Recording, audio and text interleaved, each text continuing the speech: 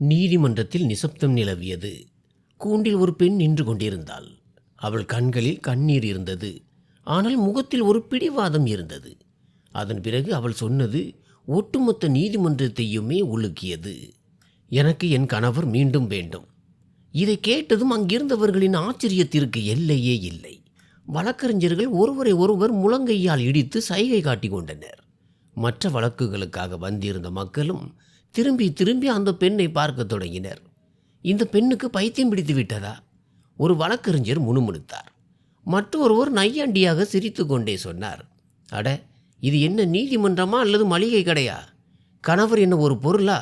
நினைத்த போது விட்டு விடுவதற்கும் நினைத்த போது வந்து கேட்டால் எடுத்து செல்வதற்கும்.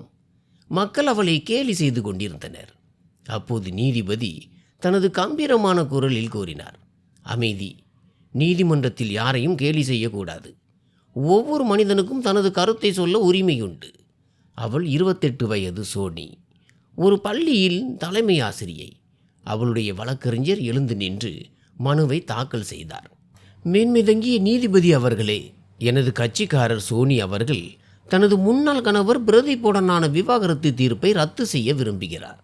அவருக்கு தனது கணவர் மீண்டும் வேண்டும். இது ஒரு விசித்திரமான வழக்கு. 5 மாதங்களுக்கு முன்பு நீதிபதி திரு பாலகுமாரன் முன்னிலையில் இதே நீதிமன்றத்தில்தான் பரஸ்பர சம்மதத்துடன் சோனி மற்றும் பிரதீப்பின் விவாகரத்து அங்கீகரிக்கப்பட்டது. இன்று 5 மாதங்களுக்கு பிறகு சோனி இங்கே மீண்டும் நிற்கிறாள். ஆனால் சோனி அவர்களே, இம்முறை உங்கள் கோரிக்கை சட்ட புத்தகத்திற்கு அப்பாற்பட்டது. இந்த வேலையை நீங்களே ஏன் செய்து கொள்ளக்கூடாது? அதாவது நீங்களே நேரில் சென்று உங்கள் முன்னாள் கணவரிடம் பேசலாமே. உங்களுக்கு உங்கள் கணவர் மீண்டும் வேண்டும் என்றால் அதைவிட சிறந்த வழி எதுவும் இல்லை. அவர் வீட்டிற்கு செல்ல தயக்கமாக இருந்தால் நீங்கள் அவருக்கு தொலைபேசி அழைப்பு விடுத்திருக்கலாம். நீதிமன்றத்தின் வழியை ஏன் தேர்ந்தெடுத்தீர்கள்? சோனியின் கண்களில் இருந்து கண்ணீர் வழிந்தோடியது. அவள் குரல் நடுங்கியது. நீதிபதி அவர்களே, நான் அவருக்கு ஃபோன் செய்தேன். ஒரு முறை அல்ல, பல முறை. ஆனால் அவர் எனது ஒரு அழைப்பை கூட ஏற்கவில்லை. நான் 50 முறைக்கும் மேலாக முயற்சி செய்தேன். ஆனால் ஒவ்வொரு முறையும். அப்போது அங்கிருந்த மற்றொரு வழக்கறிஞர் குறுக்கிட்டு, அப்படியானால் விஷயம் தெளிவாக இருக்கிறது. அவர் உங்களை சந்திக்க விரும்பவில்லை என்றார். அவர் தனது வாழ்க்கையில் முன்னேறி சென்று விட்டார். நீங்களும் உங்கள் நேரத்தை வீணடிக்க கூடாது. மிஸ்டர் சரவணன், நீதிபதி கடுமையாக எச்சரித்தார். கேள்வி கேட்க நான் இங்கே இருக்கிறேன். என்னை என் வேலையை செய்ய விடுங்கள். பிறகு நீதிபதி சோனி பக்கம் திரும்பி, அவர் ஃபோன் எடுக்கவில்லை என்றால் நீங்கள் அவர் வீட்டிற்கு சென்றிருக்கலாமே என்றார். சோனியின் கண்களில் இருந்து கண்ணீர் தாரை தாரையாக கொட்டியது. அவள் நடுங்கும் குரலில் சொன்னாள், ஆமாம் நீதிபதி அவர்களே, நான் திண்டுக்கல்லில் உள்ள அவர் வீட்டிற்கு சென்றேன். நீதிபதி அவர்களே, கடந்த மாதம் ஒரு நாள் அதிகாலையில் நெஞ்சில் 1000 நம்பிக்கையுடன் அவர் வீட்டிற்கு சென்றேன். பிரதீப் என் மீது கோபமாக இருப்பார். ஆனால் என்னை பார்த்தால் ஒருவேளை அவர் மனம் இறங்கும். நாங்கள் அமர்ந்து பேசி எல்லாவற்றையும் சரி செய்து விடலாம் என்று நினைத்தேன். அந்த எண்ணத்தில் தான் அதிகாலையிலேயே அங்கு சென்றேன். கதவு மணியை அழுத்தினேன். சோனியின் குரல் தழுதழுத்தது. நீதிபதி அவர்களே, கதவை அவர் அம்மா திறந்தார். நான் கைகூப்பி வணக்கம் அத்தை என்றேன். ஆனால் அவர் என்னை பார்த்த விதம் நான் ஏதோ அந்நியர் போலவும் விரோதி போலவும் இருந்தது. அவர் என்னை கதவருகே நிறுத்தி உள்ளே அழைக்காமல் கடுமையான குரலில், இங்கே எதற்காக வந்தாய்? யாரை பார்க்க வந்தாய்? எனக்கும் என் மகனுக்கும் இனி உன்னோடு எந்த உறவும் இல்லை. இங்கிருந்து போ. சோனியின் குரலில் இப்போது அவமானத்தின் வலி கலந்திருந்தது. நீதிபதி அவர்களே, நான் கெஞ்ச தொடங்கினேன். அத்தை, தயவு செய்து பிச்சை கேட்கிறேன். ஒரே ஒரு முறை பிரதீப்பை பார்க்க விடுங்கள் என்றேன். அவன் உன்னை பார்க்க விரும்பவில்லை. அவரது சத்தம் எவ்வளவு சத்தமாக இருந்ததென்றால் அக்கம் பக்கத்தினர் கதவுகளை திறக்கத் தொடங்கினர். உன் முகத்தில் கூட விழிக்க அவனுக்கு பிடிக்கவில்லை என்று அவன் தெளிவாக சொல்லிவிட்டான். உன் விருப்பப்படிதானே அவனை விட்டு போனாய். இப்போது உனக்கு என்ன வேண்டும்? அவன் தன் வாழ்க்கையில் மிகவும் மகிழ்ச்சியாக இருக்கிறான். வெகு தூரம் முன்னேறிவிட்டான். நீதிபதி அவர்களே, சுற்றி இருந்த மக்கள் ஜன்னல் வழியாகவும் கதவு வழியாகவும் எட்டி பார்த்து கொண்டிருந்தனர். சில பெண்கள் கிசுகிசுத்தனர். சிலர் ரகசியமாக சிரித்தனர். என் மரியாதை, என் சுய கௌரவம் எல்லாம் வேடிக்கை பொருளானது. நான் அந்த அவமானத்தை விழுங்கி கொண்டு ஒரு வார்த்தை கூட பேசாமல் அங்கிருந்து வந்துவிட்டேன். இதை கூறும்போது சோனி விம்மி விம்மி அழத் தொடங்கினாள். நீதிபதி அவர்களே, அவர் இப்போது எங்கு இருக்கிறார், எப்படி இருக்கிறார் என்று கூட எனக்கு தெரியவில்லை. நான் எல்லா வழிகளையும் முயற்சி செய்துவிட்டேன். ஆனால் நான் தோல்வியை ஒத்துக்கொள்ள விரும்பவில்லை. ஒரே ஒரு முறை மட்டும் நான் அவரிடம் பேச வேண்டும். அவர் என் வாழ்க்கையில் மீண்டும் வர விருப்பமில்லை என்றால் பரவாயில்லை. ஆனால் அந்த பதிலை அவர் வாயால் கேட்க விரும்புகிறேன். ஒரே ஒரு முறை அவரை சந்திக்க ஏற்பாடு செய்து கொடுங்கள் நீதிபதி அவர்களே. என்னால் அவர் இல்லாமல் வாழ முடியாது. நீதிமன்றத்தில் ஆழ்ந்த நிசப்தம் நிலவியது. நீதிபதியின் கண்களும் கலங்கியிருந்தன. அவர் தனது எழுத்தருக்கு ஒரு சைகை காட்டினார். பிறகு நீதிபதி கூறினார், சரி சோனி அவர்களே, நீங்கள் விரும்புவது போலவே எங்கள் நீதிமன்ற ஊழியர்கள் திரு பிரதீப்பை தொடர்பு கொண்டு பேச முயற்சிப்பார்கள். தயவு செய்து பிரதீப்பின் தொலைபேசி எண்ணை கொடுங்கள். சோனி நடுங்கும் கைகளால் ஒரு காகிதத்தில் நம்பரை எழுதி எழுத்தரிடம் கொடுத்தாள். அரை மணி நேர இடைவேளைக்கு பிறகு நீதிபதி மீண்டும் விசாரணையை தொடங்கினார். நீதிபதி சோனியின் கண்களை பார்த்து ஒரு கேள்வியை கேட்டார். உங்களால் அவர் இல்லாமல் வாழவே முடியாது என்றால் பிறகு ஏன் அவரை விட்டு பிரிந்தீர்கள்? இந்த கேள்வி ஒரு வெடிகுண்டு போல வெடித்தது. இதுதான் உண்மையான கேள்வி. இதைத்தான் அனைவரும் தெரிந்து கொள்ள விரும்பினர். இந்த கேள்வியை கேட்டதும் சோனியின் பொறுமை உடைந்தது. அவள் கண்களில் இருந்து கண்ணீர் தாரை தாரையாக கொட்டியது. அந்த துளிகளோடு ஒரு கதையும் வெளிவர தொடங்கியது. காதல், எதிர்பார்ப்புகள், தவறான புரிதல்கள் மற்றும் மன வருத்தங்கள் நிறைந்த கதை. சோனி சொல்லத் தொடங்கினாள். நீதிபதி அவர்களே, எங்கள் சந்திப்பு ஒரு சினிமா கதை போலத்தான் இருந்தது. ஒரு உறவினரின் திருமணத்தில் எங்கள் கண்கள் சந்தித்தன. பிறகு சந்திப்புகள் தொடர்ந்தன. பிரதீப் ஒரு கட்டிட கலைஞர். அவர் கட்டிடங்களுக்கான வரைபடங்களை உருவாக்குவார். நான் ஒரு பள்ளியில் ஆசிரியையாக பணியாற்றினேன். சோனியின் கண்களில் கடந்த கால நினைவுகள் நிழலாடின. சிறு சிறு விஷயங்களில் நாங்கள் மகிழ்ச்சியை கண்டோம். மழையில் ஒன்றாக நனைவது, நள்ளிரவு வரை பேசிக்கொண்டே இருப்பது, ஒரே தட்டில் உண்பது, ஒருவருடைய அரைகுறை வாக்கியத்தை மற்றவர் பூர்த்தி செய்வது. எங்கள் காதல் அவ்வளவு முழுமையாக தெரிந்தது. அதை பார்த்து எங்களுக்கே திருஷ்டி பட்டு விடுமோ என்று பயமாக இருந்தது. ஒருவேளை திருஷ்டி பட்டுவிட்டது போல. சோனியின் குரல் கனத்தது. நீதிபதி அவர்களே, அது 2023 தொடக்கம். நாட்டில் பொருளாதார மந்த நிலை ஏற்பட்டிருந்த நேரம். பெரிய நிறுவனங்கள் கூட முடங்கத் தொடங்கின. பிரதீப் வேலை செய்த நிறுவனத்தில் இருந்தும் ஒரே நாளில் 300 பேர் நீக்கப்பட்டனர். துரதிர்ஷ்டவசமாக அவர்களில் பிரதீப்பும் ஒருவர். அன்று இரவு வேறொரு வேலை தேடிக்கொள்ளலாம், நான் இருக்கிறேன் அல்லவா என்று சொன்னேன். சோனி சற்று நிறுத்தி ஆழ்ந்த மூச்சை இழுத்து விட்டாள். ஆனால் நீதிபதி அவர்களே, அது எங்கள் பிரச்சனைகளின் ஆரம்பம் என்று யாருக்கு தெரியும்? அன்று முதல் ஏதோ ஒன்று மாறிவிட்டது. எப்போதும் புன்னகைத்து கொண்டிருக்கும் பிரதீப் இப்போது சோகத்தில் மூழ்கி கிடந்தார். என்னிடம் மணிக்கணக்கில் பேசிக் கொண்டிருந்தவர் இப்போது ஓரிரு வார்த்தைகளில் பதிலளித்துவிட்டு மௌனமாகி விடுவார். அடுத்த சில வாரங்களில் அவர் தினமும் இன்டர்வியூவுக்கு சென்றார். ஒவ்வொரு மாலையும் ஏமாற்றத்துடனேயே வீடு திரும்பினார். இன்டர்வியூ எப்படி இருந்தது என்று நான் கேட்பேன். அவர் இல்லை என்பது போல் தலையசைத்துவிட்டு அறைக்குள் சென்று கதவை மூடிக்கொள்வார். சோனியின் குரல் மீண்டும் நடுங்கியது. ஒரு நாள் அவர் ஒரு பெரிய கட்டுமான நிறுவனத்திற்கு இன்டர்வியூக்கு சென்றிருந்தார். அவருக்கு அதிக நம்பிக்கை இருந்தது. 8 வருட அனுபவம் அவரிடம் இருந்தது. அந்த வேலை தமக்கு கண்டிப்பாக கிடைக்கும் என்று அவர் உறுதியாக நம்பினார். ஆனால் மாலை அவர் வீடு திரும்பிய போது அவர் முகத்தை பார்க்கவே முடியவில்லை. எப்படி இருந்தது என்று கேட்டேன். அவர் ஒன்றும் சொல்லவில்லை. நேராக அறைக்குள் சென்றார். இரவு நான் உணவு கொடுத்த போதுதான் அவர் சொன்னார். அவர் 3 மணி நேரம் காத்திருந்தாராம். பிறகு இன்டர்வியூ நடந்தபோது இன்டர்வியூ செய்பவர் இவரை விட வயதில் சிறியவராக இருந்தாராம்.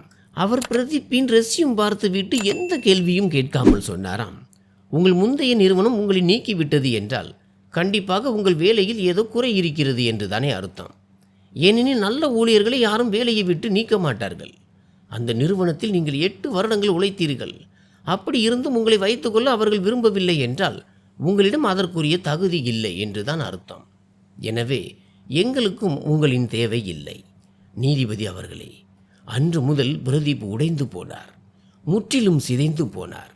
அவர் நாள் முழுவதும் வீட்டுக்குள்ளேயே அறைக்குள் முடங்கி கிடந்தார். நீங்கள் முயற்சி செய்யுங்கள். முயற்சித்தால் முடியாதது ஒன்றுமில்லை. அதுவரை நான் வீட்டை பார்த்து கொள்கிறேன் என்று அவரிடம் கூறுவேன். ஆனால் ஒருவேளை என் வார்த்தைகள் அவரை உறுத்த தொடங்கி இருக்கலாம்.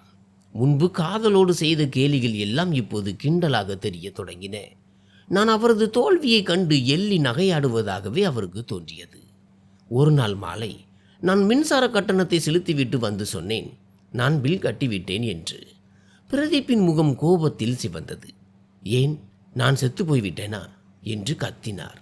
நான் சொன்னேன், இல்லை, நான் அந்த அர்த்தத்தில் சொல்லவில்லை என்று. அப்போது அவர் சொன்னார், உன் அர்த்தம் அதுதான். என்னால் எதுவும் செய்ய முடியாது.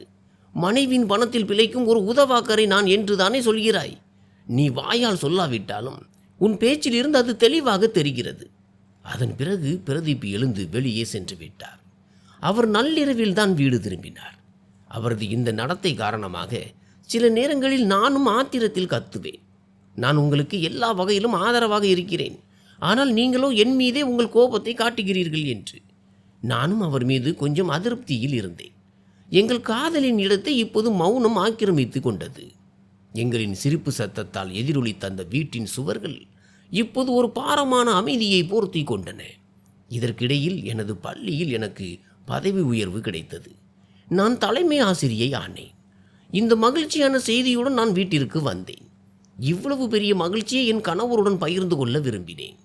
அதை கொண்டாட நினைத்தேன். நாங்கள் ஒரே கூரையின் கீழ் வாழ்ந்தாலும் 2 அந்நியர்களைப் போலவே வாழ்ந்து வந்தோம். பிறகு எங்கள் இருவருக்கும் இடையே உள்ள இடைவெளியை பற்றி குடும்பத்தாருக்கு தெரிந்தபோது அவர்கள் எரியும் நெருப்பில் எண்ணெய் ஊற்றுவது போல் செயல்பட்டனர். பிரதீப்பின் வீட்டார்கள் அடிக்கடி சொல்வார்கள், மருமகள் அதிகமாக படித்து விட்டாள், வேலை பார்க்கும் அகங்காரம் அவளுக்கு என்று. என் வீட்டாரோ, பையனிடம் ஒரு திறமையும் இல்லை, வேலையும் இல்லை, வெட்டியும் இல்லை, போதாததற்கு எங்கள் மகளை தொல்லை செய்கிறான் என்பார்கள். அமர்ந்து பேசுங்கள், ஒருவரை ஒருவர் புரிந்து கொள்ளுங்கள் என்று யாருமே சொல்லவில்லை. சோனியின் குரலில் இப்போது ஒரு ஆழமான மன வருத்தம் இருந்தது. பிறகு அந்த நாள் வந்தது. அது எங்கள் திருமண நாள். இன்று ஒருவேளை பிரதீப் ஏதாவது பேசுவார் என்று நான் காலை முதலே எதிர்பார்த்து கொண்டிருந்தேன். ஒருவேளை இன்று எல்லாம் பழையபடி மாறிவிடும் என்று நினைத்தேன். நான் மாலையிலேயே சீக்கிரம் வீட்டிற்கு வந்துவிட்டேன். அவருக்கு பிடித்த பாயாசம் செய்தேன். அவருக்கு ஃபோன் செய்தேன்.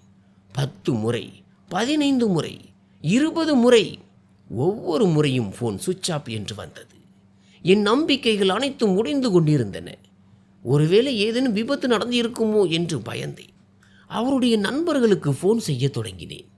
யாரும் ஃபோன் எடுக்கவில்லை. நள்ளிரவுக்கு பிறகு சுமார் 12:30 மணி இருக்கும். வாசலில் தள்ளாடும் காலடி சத்தம் கேட்டது. நான் ஓடி சென்று கதவை திறந்தேன். அங்கே நான் கண்ட காட்சியை, நீதிபதி அவர்களே, என்னால் மறக்கவே முடியாது. பிரதீப் முழுமையாக மது போதையில் இருந்தார். நான் அதிர்ச்சியில் உறைந்து போனேன். அப்படியே நின்று அவரை பார்த்து கொண்டிருந்தேன். நாள் முழுவதும் நம்பிக்கையுடன் துடித்து கொண்டிருந்த என் இதயம் ஒரு நொடியில் கண்ணாடி போல உடைந்து சிதறியது. என் பொறுமை எல்லை கடந்து விட்டது. நீதிபதி அவர்களே, 3 மாத வலி, அவருடைய மௌனம், வீட்டின் தனிமை, இப்போது எல்லாம் ஒன்றாக சேர்ந்து வெடித்தது. நான் கத்தினேன். எங்கே இருந்தீர்கள்? இன்று என்ன நாள் என்று உங்களுக்கு ஞாபகம் இருக்கிறதா? நாம் திருமண நாள். இதையா எனக்கு பரிசாக கொடுத்தீர்கள்? அப்போது பிரதீப் தள்ளாடும் குரலில் சொன்னார், ஆமாம், திருமண நாள். அதற்கு நான் என்ன செய்ய வேண்டும்? எங்கிருந்து பரிசு கொண்டு வருவது? நீதான் வேலைக்கு போகிறாயே. நான் ஒரு வெட்டியானவன் தானே. உன் தலைமை ஆசிரிய வேலையை நினைத்து உனக்கு மகா மகிழ்ச்சி தானே. போ, அதை கொண்டாடு. என்னை தொந்தரவு செய்யாதே. நான் அழுது கொண்டே கத்தினேன். நான் இதையெல்லாம் உங்களுக்கு தான் செய்ய விரும்பினேன். ஆனால் உங்களுக்கு என் வேலைதான் தெரிகிறது. உங்களுக்கு என் மீது அக்கறையே இல்லை. என்னால் பொறுத்து கொள்ள முடியவில்லை. நான் அலறினேன். எனக்கு உங்கள் மீது அக்கறை இல்லையா? 3 மாதங்களாக வீட்டை தனியாக சமாளித்துக் கொண்டிருக்கிறேன். எல்லா செலவுகளையும் நான் தான் சுமக்கிறேன். நீங்களோ என் மீது இப்படி பழி போடுகிறீர்கள். இந்த வாக்குவாதங்களுக்கு இடையே பிரதீப் சொன்னார், அப்படியானால் நான் என்ன செய்ய வேண்டும்? உன் காலில் விழுந்து உன்னை கும்பிட வேண்டுமா? நாம் பிரிந்து விடுவதே நல்லது. அதன் பிறகு நான் பிரதீப்பிடம் பேசுவதை முற்றிலும் நிறுத்திவிட்டேன். ஒரு நாள் பள்ளிக்கு சில புத்தகங்கள் வாங்க வேண்டியிருந்தது. அதற்காக நான் கடைக்கு சென்றேன்.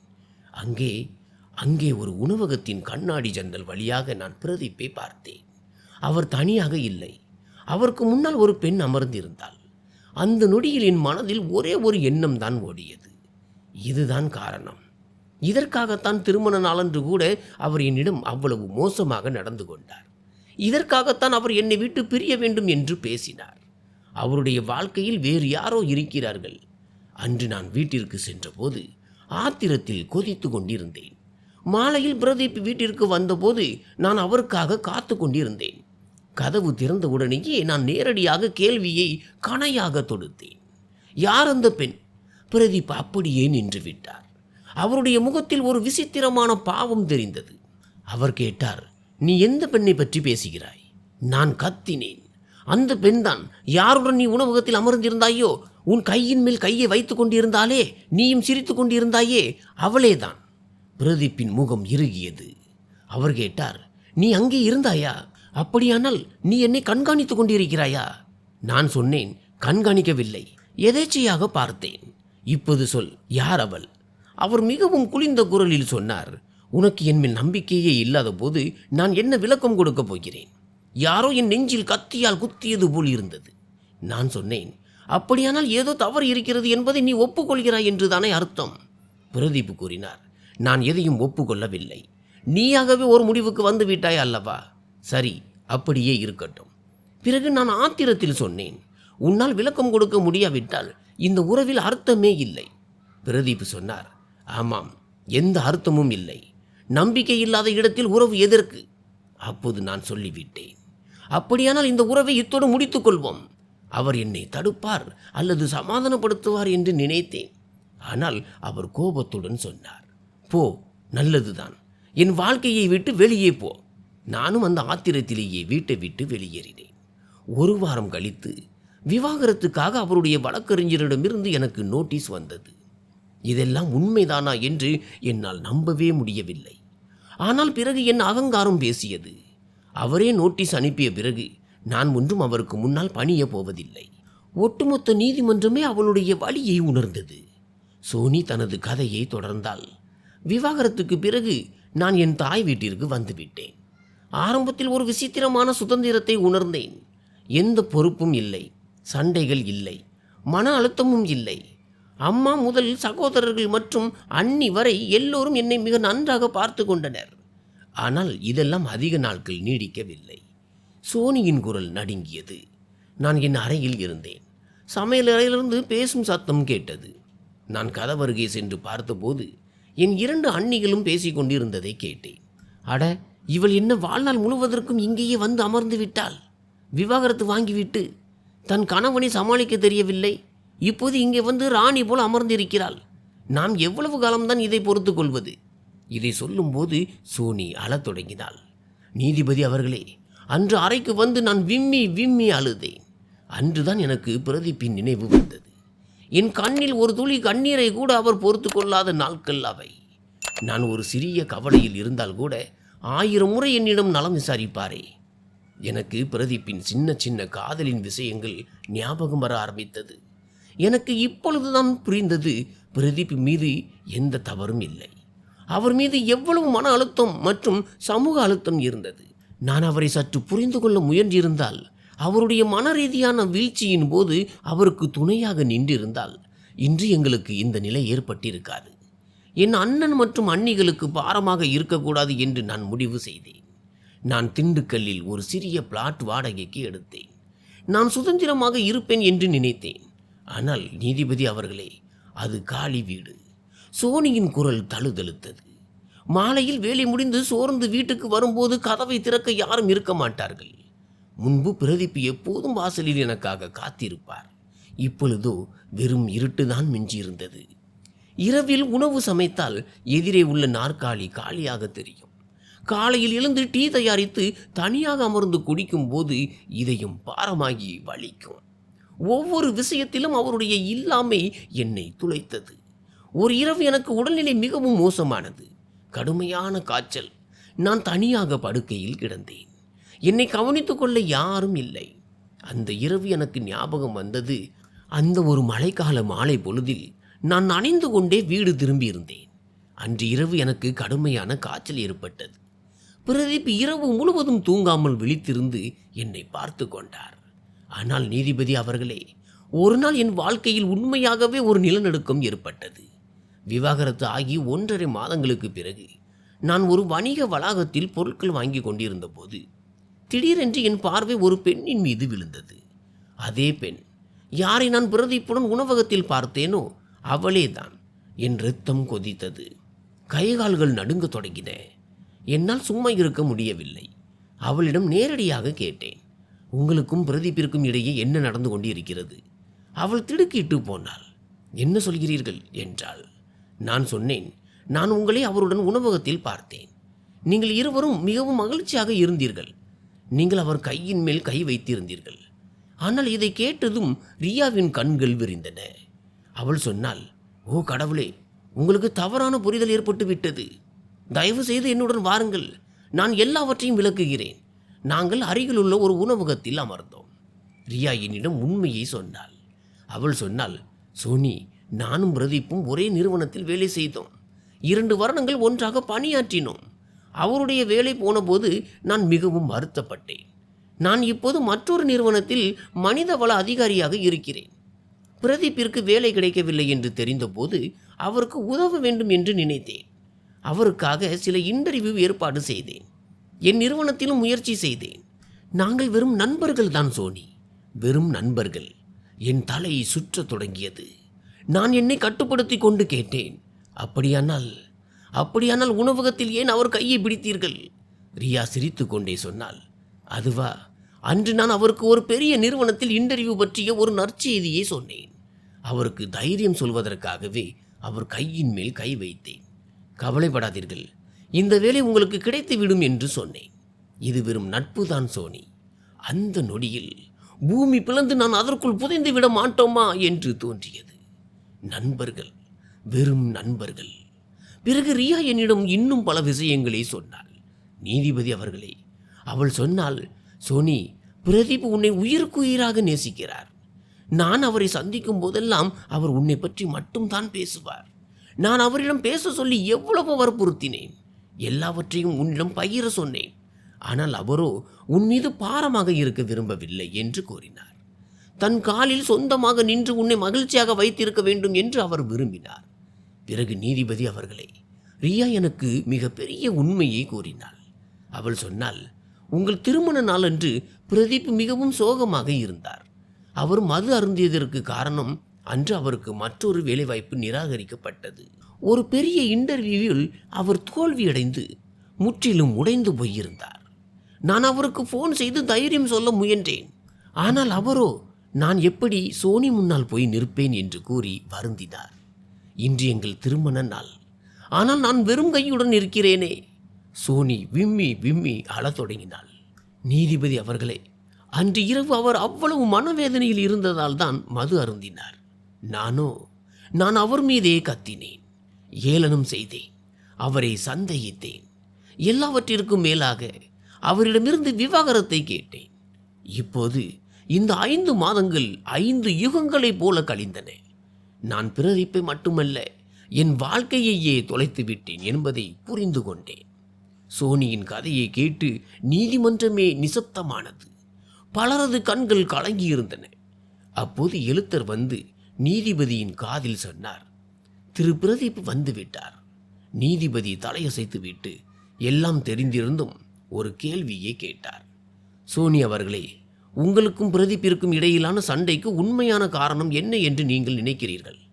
சோனி கண்ணீரை துடைத்து கொண்டாள். எங்கள் அகங்காரம்தான் எங்களை அழித்தது.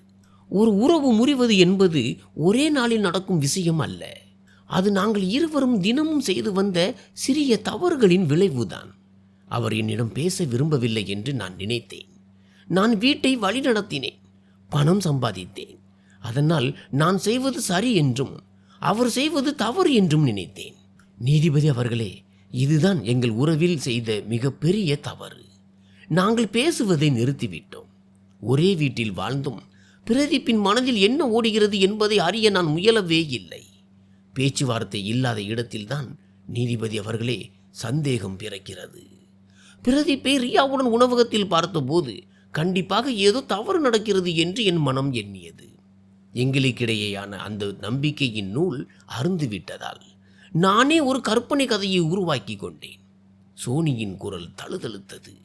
உண்மையில் நடந்திருக்க வேண்டியது என்னவென்றால், பிரதீப் கஷ்டத்தில் இருந்தபோது நான் அவருக்கு துணையாக இருந்திருக்க வேண்டும். ஏன் கவலையாக இருக்கிறீர்கள்? பயப்படாதீர்கள், நான் ஒவ்வொரு அடியிலும் உங்களுக்கு துணையாக இருக்கிறேன். என்னிடம் பேசுங்கள் என்று நான் கேட்டிருக்க வேண்டும். அவருக்கு நான் தைரியத்தையும் கால அவகாசத்தையும் கொடுத்திருக்க வேண்டும்.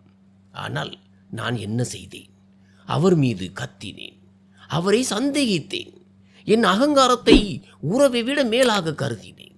எங்கள் இரு வீட்டாரும் இடையில் வந்தபோது உறவை சீரமைப்பதற்கான எல்லா வழிகளும் அடைக்கப்பட்டன.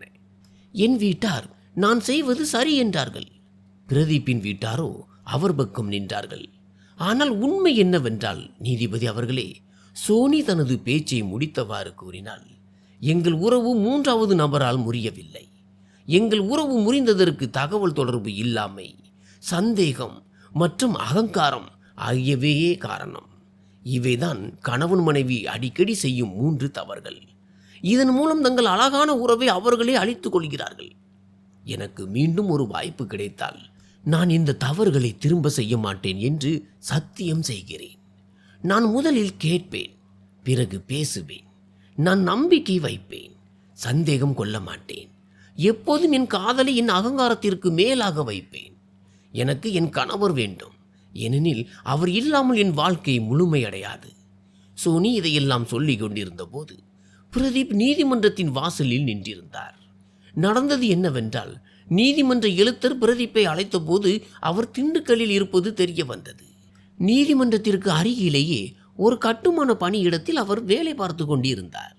நீதிமன்ற உத்தரவின் பேரில் அவர் அங்கிருந்து உடனடியாக புறப்பட்டு வந்திருந்தார். சோனியின் முதுகு கதவை நோக்கி இருந்ததால் பிரதீப் அங்கே இருப்பதையோ அவர் தன் பேச்சையெல்லாம் கேட்டுக்கொண்டிருப்பதையோ அவள் அறியவில்லை. பிரதீப்பின் கண்கள் சிவந்திருந்தன, கன்னங்களில் கண்ணீர் தடம் இருந்தது. நீதிபதி பிரதீப்பை பார்த்து விட்டார். மெதுவாக சைகை செய்து உள்ளே வருமாறு அழைத்தார். பிரதீப் உள்ளே வர தொடங்கிய போது அவரது காலடி சத்தத்தை கேட்டு சோனி திரும்பி பார்த்தாள். பிரதீப்பை நேரில் கண்டதும் அவள் ஒரு கற்சிலை போல உறைந்து போனாள். அவளது மூச்சே நின்றுவிட்டது போல் இருந்தது. மிஸ்டர் பிரதீப், நீதிபதி கூறினார், உங்களுக்கு விவாகரத்து ஆகி 5 மாதங்கள் ஆகிவிட்டன. இந்த 5 மாதங்களில் உங்கள் வாழ்க்கையை அடுத்த கட்டத்திற்கு நகர்த்தினீர்களா? 2வது திருமணம் செய்து கொண்டீர்களா அல்லது அதை பற்றி யோசித்தீர்களா? பிரதீப் சோனியை பார்த்தார். பிறகு பார்வையை தாழ்த்தி கொண்டார். மெதுவாக இல்லை என்று தலையசைத்தார். இப்போது எங்கே வசிக்கிறீர்கள்? திண்டுக்கல்லில், தனியாக. பிரதீப்பின் குரல் கனத்திருந்தது. உணவு எங்கே சாப்பிடுகிறீர்கள்? பிரதீப் மௌனமாக நின்றார். பிரதீப், சோனி சொன்ன அனைத்தையும் கேட்டீர்களா? ஆம். பிரதீப் தலையசைத்தார். ஆனால் அவர் முகத்தில் இன்னும் ஒரு விதமான கடினத்தன்மை இருந்தது. நீங்கள் என்ன நினைக்கிறீர்கள்? பிரதீப் அமைதியாக இருந்தார். சோனி தைரியத்தை வரவழைத்து கொண்டு சொன்னால், ஏதாவது பேசுங்கள். பிரதீப்பின் குரலில் ஒருவித பிடிவாதமும் கடினத்தன்மையும் கலந்திருந்தது. எனக்கு என்ன சொல்வது என்று தெரியவில்லை. பிரதீப்பிற்குள் ஒரு மனப்போராட்டம் நடப்பதை நீதிபதி கவனித்தார். அவரது இதயம் கரைந்து கொண்டிருந்தாலும் அதை ஏற்றுக்கொள்வதில் அவருக்கு தயக்கம் இருந்தது. பிரதீப், நீதிபதி மென்மையாக கேட்டார், நீங்கள் நிஜமாகவே சோனியை வெறுக்கிறீர்களா? பிரதீப் எதுவும் சொல்லவில்லை. வெறும் மௌனம் மட்டுமே நிலவியது.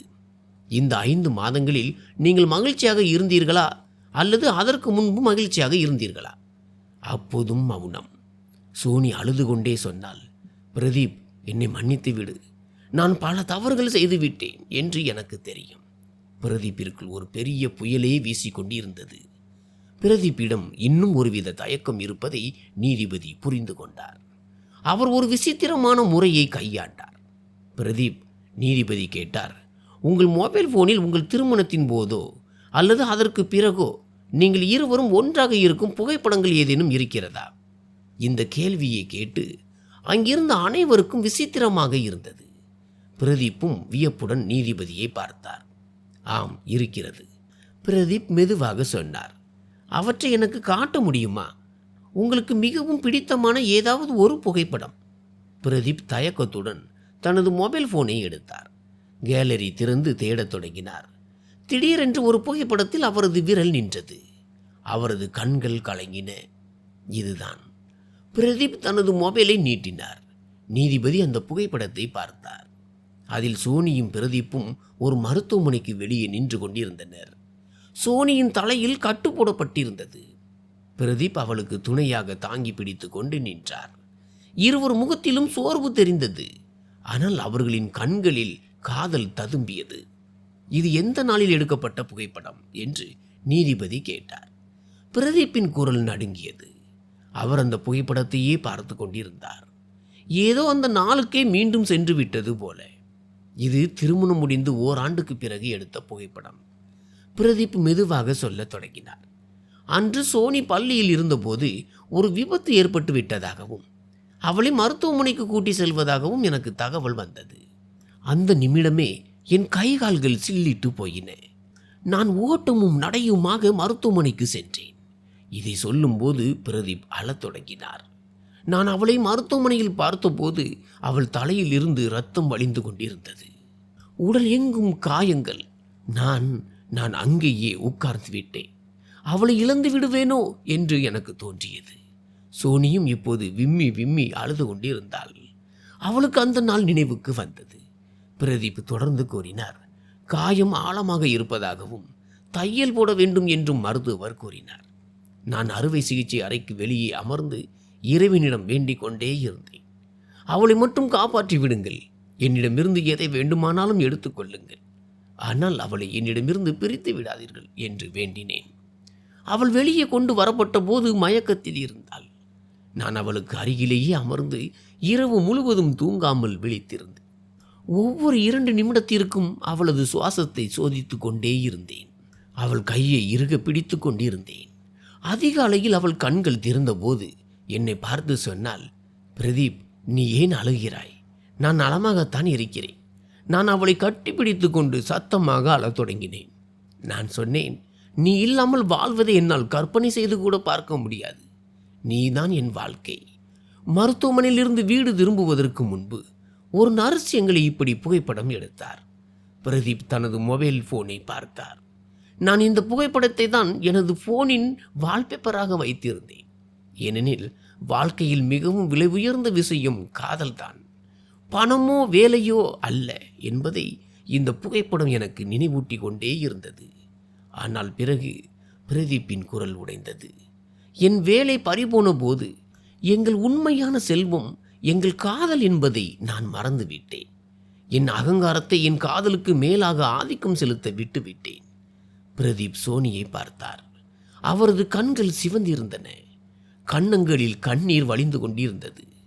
உண்மையை சொல்ல போனால் நீதிபதி அவர்களே, சோனியை என் இதயத்திலிருந்து என்னால் ஒருபோதும் நீக்கவே முடியவில்லை.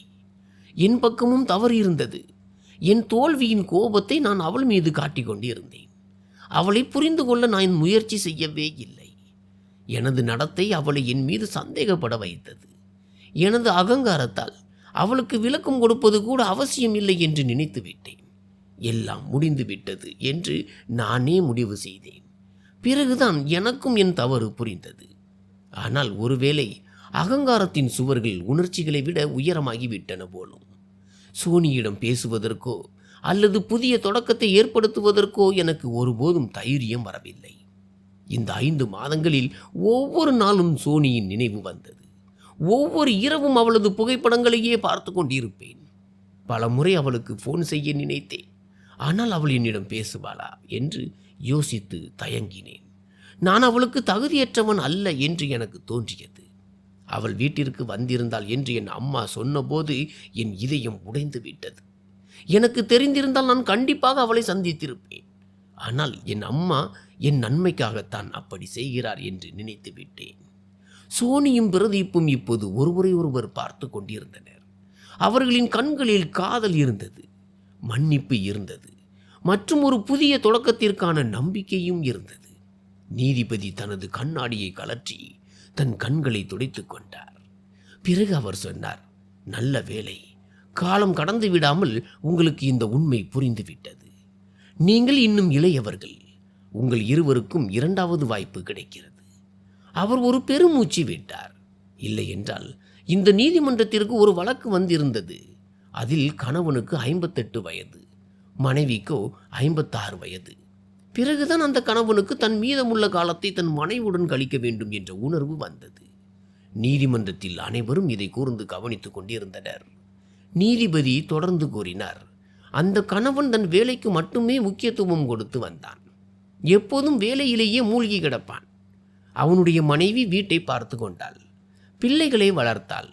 ஆனால் அந்த கணவனிடம் அவளுக்காக நேரம் இருந்ததே இல்லை. நான் குடும்பத்திற்கு தானே சம்பாதிக்கிறேன் என்று அவன் எப்போதும் சொல்வான். ஆனால் அவனது மனைவிக்கு தேவைப்பட்டது பணம் அல்ல, அவனது நேரம். மெல்ல மெல்ல அவர்களுக்கு இடையே இடைவெளி அதிகரித்தது. ஆனால் அவன் வீட்டிற்கு செல்லும் போது அங்கே நிசப்தம் நிலவியது. பணத்தால் மகிழ்ச்சியை விலைக்கு வாங்க முடியாது என்பதை அவன் மெல்ல மெல்ல உணரத் தொடங்கினான். காலம் உருண்டோடியது. 25 வருடங்கள் கடந்து விட்டன. அந்த கணவனுக்கு இப்போது 58 வயது. ஒரு நாள் அவருக்கு ஹார்ட் அட்டாக் ஏற்பட்டது. மருத்துவமனை படுக்கையில் கிடந்தபோது மரணம் எவ்வளவு அருகில் இருக்கிறது என்பதை அவன் உணர்ந்தான். அந்த நொடியில் அவனுக்கு தன் மனைவியின் நினைவு வந்தது. தன் எஞ்சிய வாழ்நாளை தன் மனைவியுடன் கழிக்க விரும்புவதாக அவன் கூறினான்.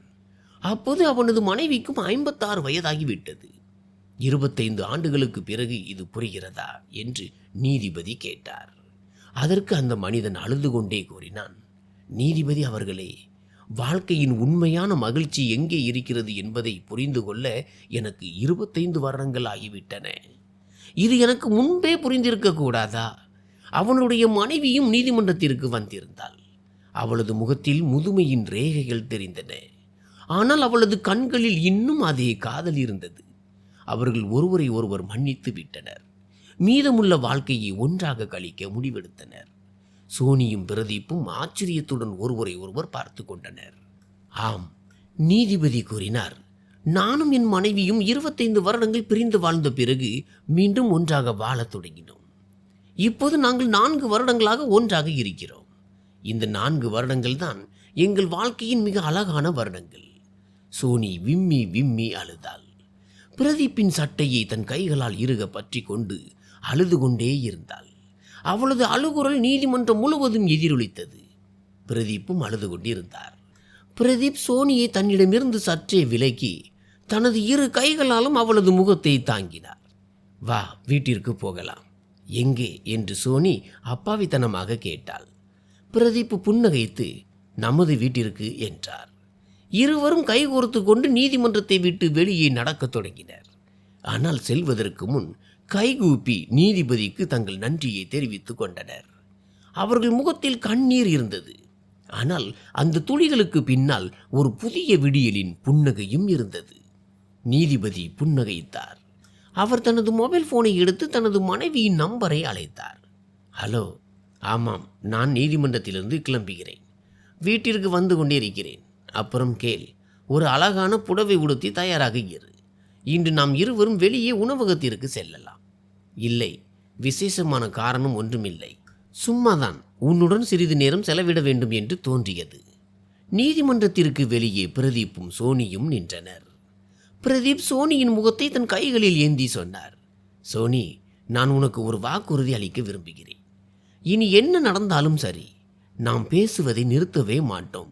சண்டையிடுவோம், கத்துவோம், ஆனால் ஒருபோதும் ஒருவரை ஒருவர் தனியாக விட்டுவிட மாட்டோம். வாக்குறுதி என்று சோனி புன்னகையுடன் கூறி தனது சிறு விரலை நீட்டினாள். பிரதீப்பும் தனது சிறு விரலை கோர்த்து கொண்டு வாக்குறுதி என்று கூறி அவளது கையை முத்தமிட்டார். சாலையில் செல்பவர்கள் அவர்களை பார்த்து புன்னகைத்தனர். எதை பற்றியும் கவலைப்படாமல் அவர்கள் கைகோர்த்து நடந்தனர். சூரியன் மறைந்து கொண்டிருந்தது. வானம் ஆரஞ்சு நிறமாக மாறியிருந்தது. ஆனால் அவர்களின் வாழ்க்கையிலோ ஒரு புதிய விடியல் பிறந்திருந்தது. அந்த வாழ்க்கையில் அன்பு இருந்தது, புரிதல் இருந்தது. எல்லாவற்றிற்கும் மேலாக எந்த சூழ்நிலையிலும் ஒருவருக்கொருவர் துணையாக இருப்போம் என்ற வாக்குறுதி இருந்தது. நண்பர்களே, சோனியும் பிரதீப்பும் இறுதியில் எடுத்த முடிவு சரியானது என்று நீங்கள் நினைக்கிறீர்களா? உங்கள் கருத்தை தவறாமல் கமெண்ட் பகுதியில் பதிவிடுங்கள். நன்றி.